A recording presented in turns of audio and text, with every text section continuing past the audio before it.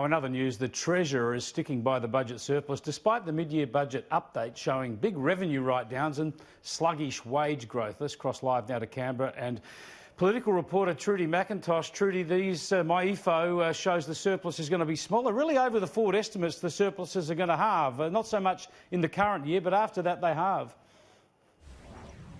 Yeah, it was hardly a rosy picture outlined today by the Treasurer and the Finance Minister as part of this MyEFO, but Josh Frydenberg is pretty certain that he wants to get the budget back in the black during next year's budget. But as you say, there has been write-downs to that surplus. It was supposed to be $7.1 billion.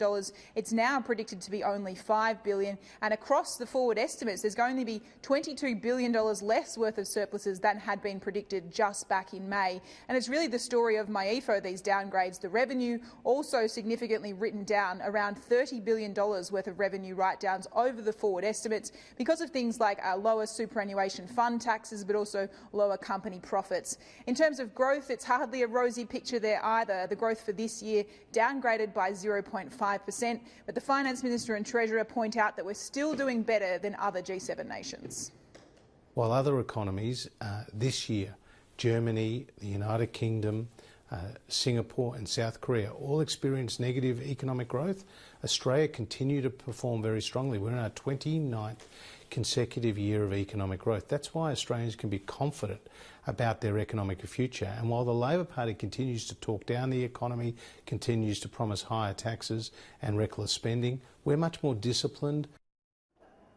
The wage growth projections in MyEFO also sluggish. We've seen across the board in these figures downgrades to what had been predicted in terms of wage growth. The Finance Minister says wages are keeping above the level of inflation, which is a good thing, but Labor, just a short time ago, Jim Chalmers saying that this government has presided over lower than expected wage growth, but also higher unemployment. The families and workers and pensioners of Australia didn't ask for weaker growth, higher unemployment, weaker wages, but that's what Morrison and Frydenberg have put in the stocking for Australians. Everything has been downgraded in this MyEFO, but especially the government's economic credibility.